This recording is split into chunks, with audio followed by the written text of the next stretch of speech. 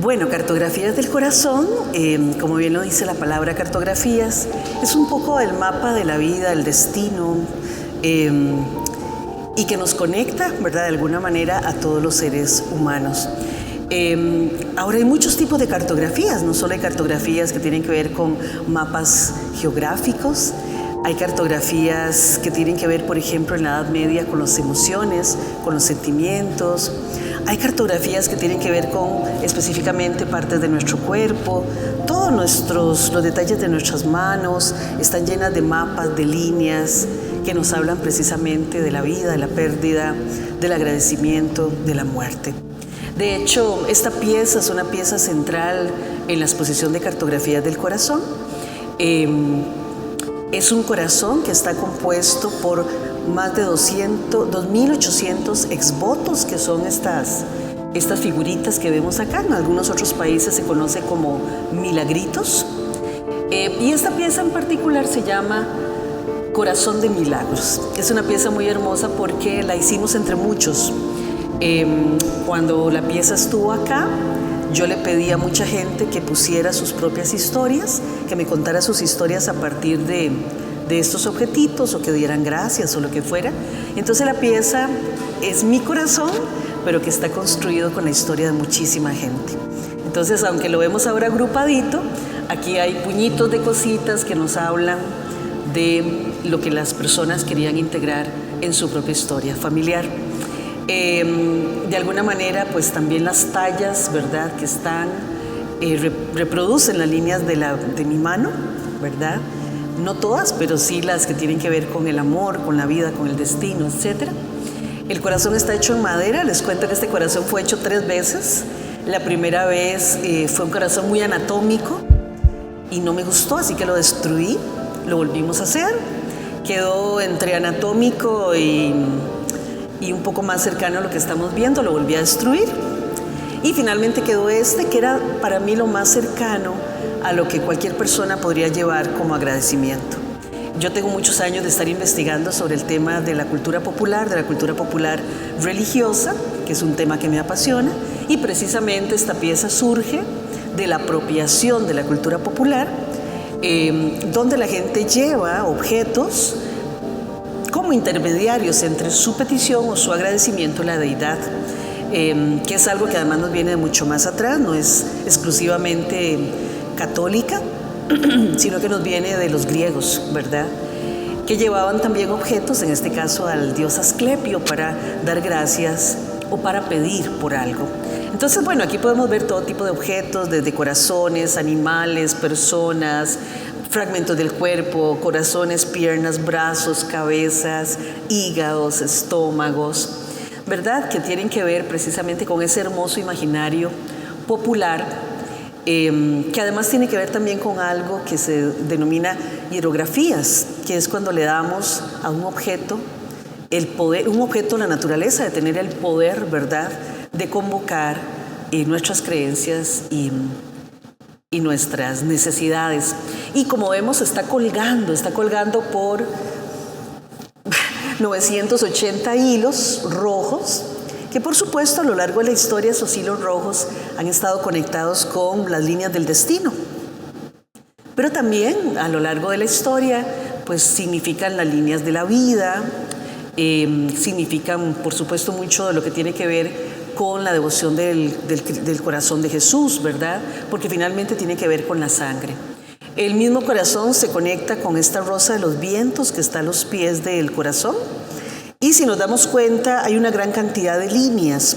Aquí sí estamos retomando un poco las cartografías de los navegantes, ¿verdad?, que ponían estas rosas de los vientos y todas las líneas que conectaban con las diferentes cosas. En la exposición va a cumplir 2 significados importantes. Una que es que nos conectan las vitrinas, las obras, ¿verdad?, como un gran mapa. Y lo otro es que tiene que ver con un concepto que yo estoy utilizando también en esta exposición, que es el concepto del Jitsuji, que es esta técnica japonesa para sanar y curar con oro, ¿verdad? También esta pieza está dedicada a un hijo o una hija, no supe no supe nunca qué era, si era niño o niña, que murió en mi vientre. La pieza está dedicada a este ser hermoso que llevaba por nombre Gabriel, y por eso Gabriel aparece en varias partes de esta exposición. Y bueno, este es el corazón de los agradecimientos. Para mí esos hilos rojos son como grandes tendones que me sostienen, ¿verdad? En medio a veces de la enfermedad, de la tribulación, de la pérdida, del dolor, pues siempre hay cosas que nos sostienen, y eso puede ser gente que nos ama, mascotas, cosas que amamos, cosas que nos apasionen, y son los que finalmente nos sostienen para poder sobrevivir a veces a las tribulaciones de la vida. Bueno, este gran corazón de milagros, que como les digo es mi corazón, pero lleno de las historias de los otros, porque fue una obra que hicimos entre muchísimas personas que fueron poniendo su propia historia ahí. Algunos esbotitos los tuvimos que hacer especialmente para ciertas personas, como un pequeño murciélago que está del otro lado, que es muy hermoso. Y dialoga, por supuesto, con este corazón. El grande es el corazón de los milagros, del agradecimiento, y este pequeño corazón que se llama plegaria es el corazón del dolor. Es un corazoncito más pequeño que igual está conectado por esos mismos hilos del destino, pero si nos damos cuenta tiene muchos clavitos dorados, cientos de clavitos, ¿verdad? Que son como pequeñas espinas y que nos hablan precisamente a veces de la otra parte de la vida, que es el dolor, y no porque haya dolor en nuestra vida, pues eso no es aprendizaje también, ¿verdad? Que es como yo he procesado parte de mi vida. Y bueno, y este que se llama plegaria precisamente nos refiere a eso, ¿no? A las formas en que el dolor llega a nuestras vidas también como forma de aprendizaje. Este está totalmente dedicado a ese hijo que perdí. Es la plegaria, es lo que tiene que ver con el corazón doloroso. Y dentro de la exposición, por supuesto, para mí es muy importante el tema de los conceptos que manejamos, ¿verdad? Y me voy a permitir leerles el texto introductorio, que yo creo que es muy importante, que dice: Cartografías de corazón es la historia de las ausencias y las pérdidas, de las huellas y las cicatrices que trazan un mapa sobre la piel, las manos y la mirada. Es la memoria del cuerpo revelada en la simbiosis entre la luz y la materia.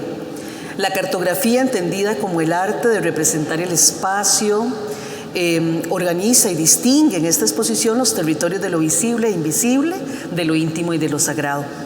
En esta muestra reúno imágenes fotográficas analógicas y digitales, algunas intervenidas como parte de una revisión de mi propio archivo.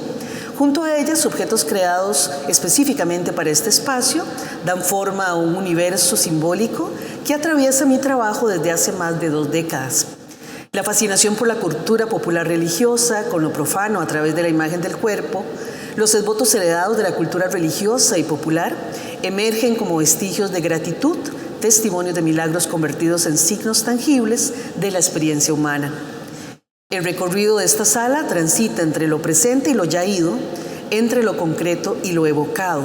El cuerpo, el deseo, el tiempo, la ausencia y la memoria dialogan aquí como huellas de una geografía personal que se redibuja de nuevo con cada mirada. Ah, mira qué lindo mostrillo. Aquí me pusieron otro video. Ese mostrillo no me pusieron nombre. Bueno, JD nada más.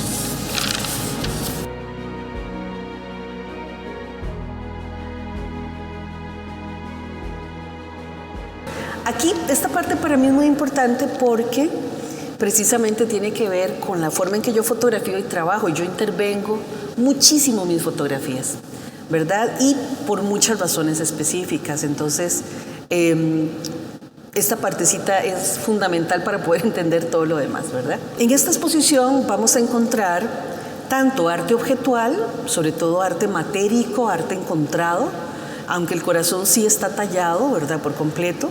Hay muchos objetos encontrados que tienen un profundo significado para mí. Y luego tenemos fotografía. La fotografía parte de muchos archivos a lo largo de 20 años. Realmente es una revisión de archivos de 2 décadas completas, en las que yo he venido trabajando hace mucho tiempo, obviamente el tema del cuerpo, pero también en esta exposición el cuerpo introspectivo. En mis fotografías los personajes nunca miran al espectador, siempre más bien miran hacia sí mismos, hacia adentro. Y parten de fotografías analógicas, químicas, que yo intervengo, doblo, rayo, mancho, destruyo químicamente. Primero porque además estoy metida mucho en la investigación histórica y esa fascinación por el objeto, ¿no? Por la foto que tiene ya una memoria, ¿no? O sea, encontrar una foto antigua es una foto que ya tiene su propia biografía. El doblez, el texto escrito por detrás, la manchita, ¿verdad? Que me cuentan de una cuestión del tiempo. Y me gusta que mis fotos no parezcan recién hechas, me gusta que tengan esa sensación de fotos muy antiguas, ¿verdad? Que pudieron haber estado doblados en la billetera de alguien. Entonces, por eso es que cuando vemos mis fotos las vemos muy, muy intervenidas, con esas manchas, esos rayonazos y estas cosas, incluso a veces impresas, porque estas vienen de fotos más chiquitas, que yo digitalicé, ya intervine la imagen, la digitalicé, la imprimí y la volví a intervenir. También hay una cosa importantísima que es el tema de la luz, ¿verdad? Para mí, la fotografía tiene algo muy hermoso y es que ya en el momento en que uno hace una fotografía, que me parece además siempre algo tan tremendamente poético, lo único que queda en una fotografía es lo que la luz tocó, nada más. Entonces a mí eso me parece de una poética tremenda, o sea, cuando yo miro algo, es solo porque la luz lo tocó. Y la luz evidencia en aquella oscuridad las sutiles formas de las cosas. La mirada es algo táctil también. Entonces por eso es esta luz tan barroca, que de paso es una luz que a mí me fascina, una luz barroca, casi caravallesca. La otra cosa es que muchas de estas imágenes están destruidas incluso, porque muchas de ellas pertenecen a una serie que se llama Las formas del silencio, que tiene que ver con la represión a la comunidad LGTBQ+, ¿verdad? A lo largo de muchas décadas. Y también porque yo empecé esta serie y empecé este tema de la destrucción química, de la destrucción física de las fotos, a raíz de que mi mejor amigo enferma de SIDA. Y me tocó ver también una gran cantidad de gente muriendo de SIDA, ¿verdad? Entonces, ver cómo su cuerpo se destruía por la enfermedad, ir a espacios donde habían personas enfermas de SIDA que habían sido incluso rechazadas por su familia, me va a llevar precisamente a empezar a integrar ese dolor en las imágenes. Ese silencio interno, esa soledad. La serie se llama Las formas del silencio, porque de hecho yo pertenezco a una generación en la que esta forma de ser, ¿verdad? Esta disidencia sexual implicaba silencio. Nosotros no teníamos referentes, no teníamos formas de poder saber qué sentíamos, y luego viene el tema del SIDA, que además va a agudizar muchísimo más el rechazo a la comunidad y el dolor, ¿verdad? Yo creo que hay un tema acá de dolor implícito por la violencia que incluso hasta el día de hoy genera no solo la disidencia, sino también el ser diferente en una sociedad que nos regula, nos pone límites, nos condena, ¿verdad?, a una forma estándar de ser y que no defiende de alguna manera la libertad de ser. Entonces por ahí es que anda un poco esta serie. Y por supuesto también la exposición habla mucho de las huellas. Vamos a encontrar muchos objetos donde la huella es algo claro, ¿verdad? La huella, la marca, lo que decían las fotos, el tiempo. Y eso me lleva también a la memoria del cuerpo. Entonces hay una parte acá de la exposición donde sí hay foto pura, no hay foto intervenida, donde la piel casi se vuelve un paisaje, ¿verdad? Pues estamos hablando de las cartografías y por lo tanto también hablamos de las cartografías de la piel y las cartografías de la memoria, donde precisamente yo hablo de esa piel amada, ¿verdad? Que puede ser la piel amada de una expareja, que puede ser la piel amada, no sé, incluso recuerdo a mi abuela y cierro los ojos y recuerdo cómo se sentía su piel, cómo olía, ¿verdad? Esa memoria corporal que cuando yo muera pues se irá conmigo también. Acá me gustaría compartirles parte de este texto que dice: En la memoria llevo grabado el paisaje de su silueta contraluz, los bordes impenetrables del abismo del deseo, las fluctuaciones de la luz en la piel erizada ante el beso, el dolor, la pérdida, y en la pérdida la agonía ante la ausencia y los fragmentos de piel que se van quedando entre los hilos del mal llamado destino. Soltar, dejar ir, mientras mi mente hierve en este inventario de nombres con los que designé cada espacio del territorio de su cuerpo. Recuerdo montañas, ríos y llanos, mientras nombro los caminos que se forman en las líneas de sus manos y su boca. Por la mar, Pampatar. Dicen que no se debe regresar a los lugares que amamos. Las rutas y los nombres quedan delineados en papeles oxidados, escritos, fotografías, recuerdos, doblados y desdoblados una y otra vez, junto a pequeñas cosas que guardan los sonidos del viento y de la sal. Esta me encanta porque si le tapas el ombligo, se vuelve tan abstracta, ¿verdad? Ay, sí, este era un modelo precioso que era de danza. Aquel mismo, ahora lo vas a ver. Una cosa que me han preguntado mucho cuando llegan a la exposición es por qué tengo imágenes al revés. ¿Por qué hay imágenes al revés?, me dice la gente. Porque hay imágenes en negativo. Y bueno, precisamente los que hemos hecho fotoquímica, fotoanalógica, y hemos fotografiado con película, cuando uno revela ese rollo, ¿verdad?, y uno lo ve a contraluz, por eso precisamente la pantalla se vuelve una gran caja de luz, ¿verdad?, para simular un poco nuestra mesa de trabajo, que es una mesa de luz. Y claro, voy de nuevo, cuando uno ve un negativo, lo que estás viendo solamente es lo que la luz tocó. Es lo que la luz evidencia de la oscuridad. El cuerpo mismo emite energía, emite luz, que eso es lo que capta el negativo fotográfico. Y por eso quise poner estas imágenes tal cual, porque el negativo es la imagen real. Y cuando lo pasamos a positivo, pues es para tranquilidad de nuestro cerebro, pero realmente la imagen es el negativo. Y el cuerpo mismo, ¿verdad?, por eso también la dimensionalidad de estas imágenes, el cuerpo mismo se vuelve un paisaje. Como acabo de leer en este texto, en este cuerpo hay montañas, hay valles, hay llanuras y hay espacios a los que vamos poniéndoles nombres, ¿verdad?, precisamente pensando en esa memoria de la piel. Ok, acá tenemos varias piezas, habían varias, pero decidimos poner algunas que fueran muy representativas. Cuando uno hace arte objetual, a veces la gente piensa que uno tiene como muchas cosas en la casa. Y realmente, cuando uno ve un objeto, hay un diálogo, hay una conversación con el artista, porque uno lo ve y uno sabe específicamente para qué lo quiere, ¿verdad? No es que andamos recogiendo montones de cosas y llenamos nuestras... No, sino que hay un diálogo. En esta vitrina pusimos dos objetos que para mí son importantes. Este que está acá viene de Bosque Quemado de Turrialba. Era un trozo de madera totalmente quemado, ¿verdad?, por el tema del volcán. Y bueno, cuando uno ya lo empieza a limpiar y limpiar y limpiar y empieza a quitar toda la destrucción del fuego, esto es lo que queda. Entonces, literal, lo que tengo acá es un corazón de árbol. Un corazón de árbol quemado. Este otro viene de la calle, de la 32, como dice uno, la carretera que va para Limón, cuando se empiezan a cortar todos los árboles para ampliar la carretera. Entonces de ahí nace este trozo de madera que igual, ¿verdad?, ya cortado, ya sanado, se transforma en este corazón, porque finalmente yo los termino de tallar. Y cada uno tiene, que tal vez para mí es lo más importante, tiene sus propias heridas, tiene sus propias memorias.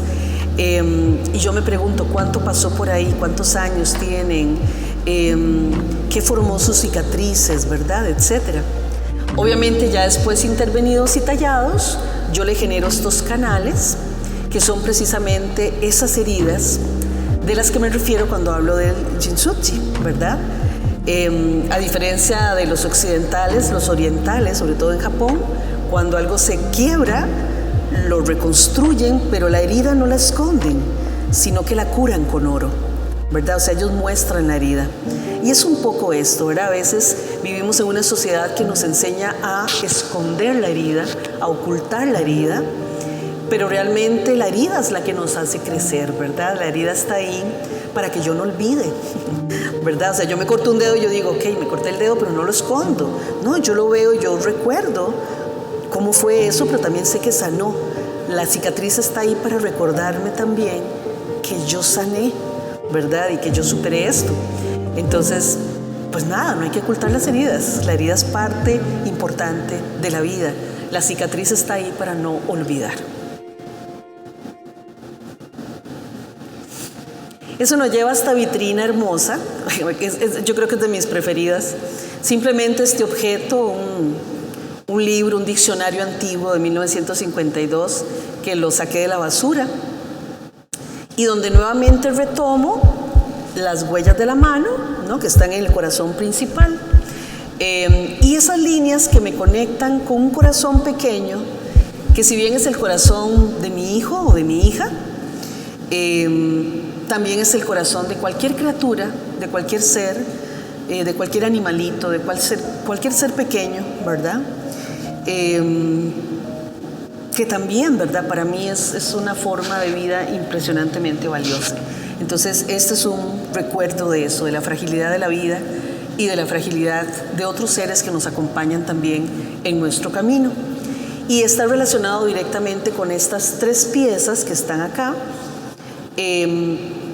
Esta pieza para mí es muy importante. Esa pieza está hecha en una tabla de picar pescado, así tal cual. Yo nada más le hice el corazón y le hice esos boquetes, pero la tabla conserva sus colores y los canales de corte que le tenía ese pescador. Una tabla que me traje de Punta Arenas, que para mí fue muy impresionante porque cuando la encontré, el pescador estaba sacando peces vivos de un barril, nada más los ponía en la tabla y los cortaba, ¿verdad? Pero ellos estaban vivos, entonces para mí fue como muy impresionante.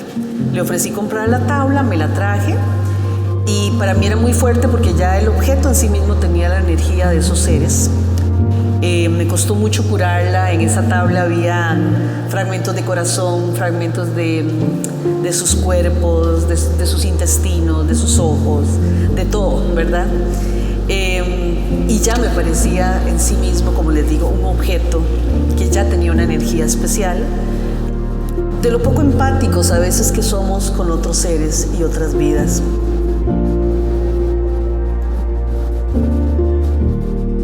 Y este también me llevó a esta otra pieza. Esta está hecha en una tabla de embalaje, una tabla extremadamente dura. Pero bueno, donde yo vengo y tallo esta pieza, una pieza que me gusta mucho además porque tiene también, ¿no?, agregados de otras maderas, de otras cosas. La quise tallar en esta madera por la dureza precisamente. He de decirles que cada pieza que está acá está dedicada a alguien, tiene un nombre y un apellido atrás. Y en este caso, pues vemos el cuerpo de una figura femenina, claramente que no tiene ni brazos ni cabeza. Y de alguna manera es como remitirnos a cuando cortamos un árbol y ese árbol vuelve a nacer, y lo cortamos y vuelve a nacer, ¿verdad? Y es esto, cuando la vida es algo imparable, o sea, por más que nos corten, que nos rompan, que perdamos, que nos rompamos literalmente por dentro, siempre podemos volver a nacer. Y por eso también la pieza está trabajada con lámina de oro, ¿verdad?, pura lámina de oro, para darnos esta sensación de algo que es precioso, algo que es casi devocional, ¿no? Algo que podríamos tener en un altar, el tema de nuestro corazón herido, pero que insiste en retoñar nuevamente.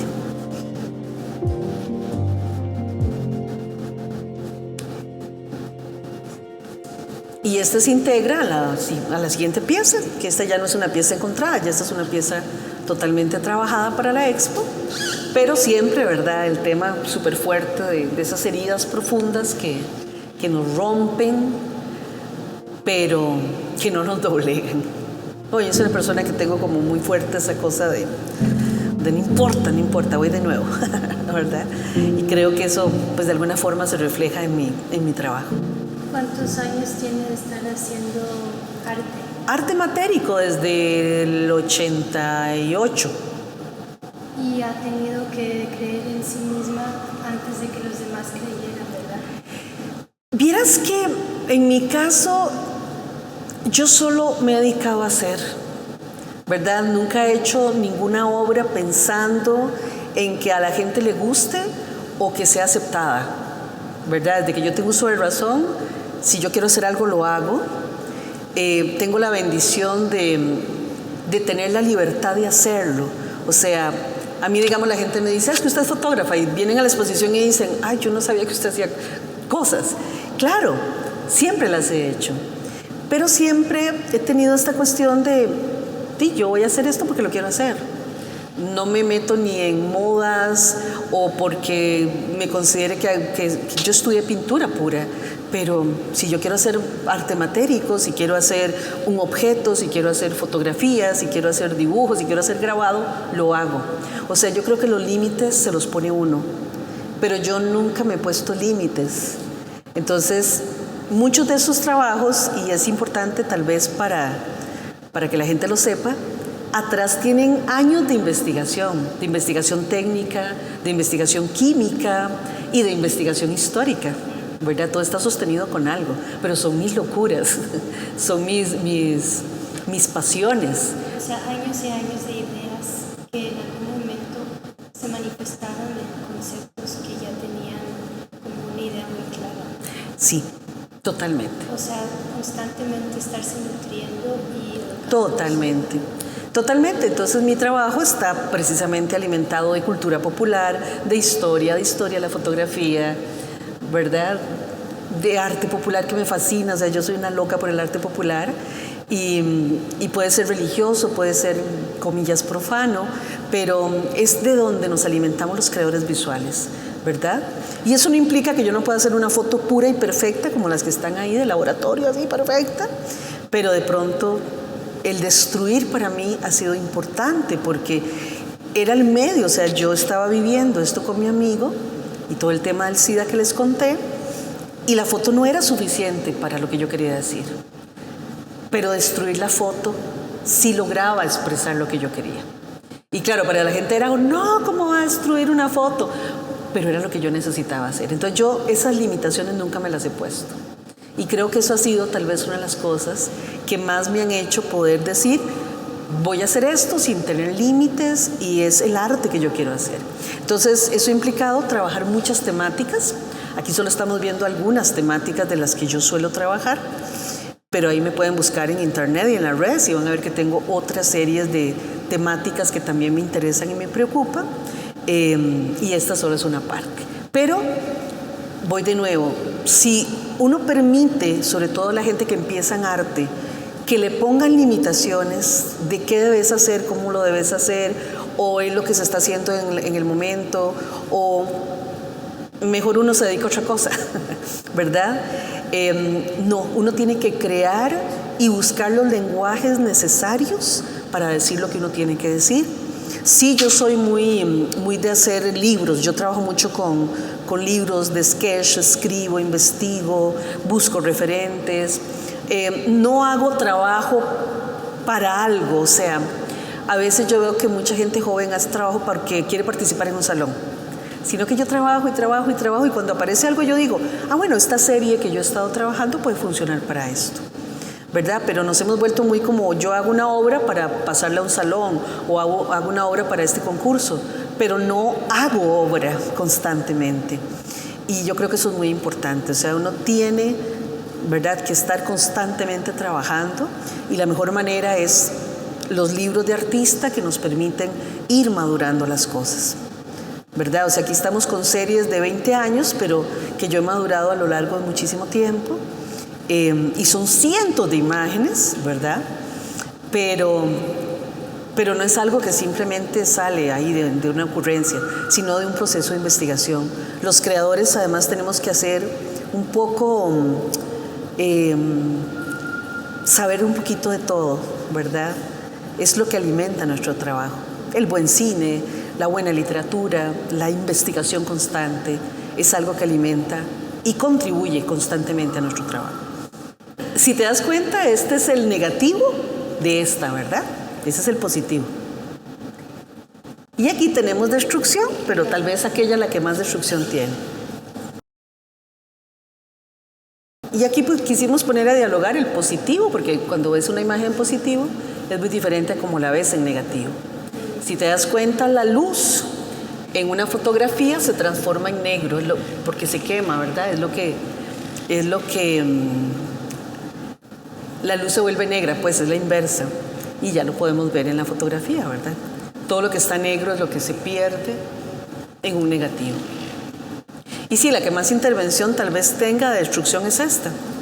¿Verdad? Que claramente la imagen está pintada, luego está destruida, está con lija, tiene manchas, tiene una gran cantidad de cosas que luego traslado también al negativo, ¿verdad? Donde tiene manchas de todo tipo y además intervención directa de crayola, de tinta china, de todo, ¿verdad?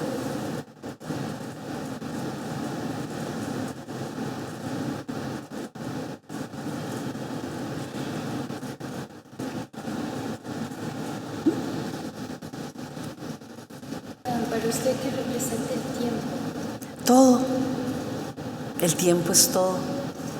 El tiempo es ese espacio que se queda detenida entre el último beso, entre la última caricia, en la última mirada que pudimos haber tenido con una mascota, ¿verdad? El tiempo es algo tremendo, tremendo, tremendo, pero para mí es todo.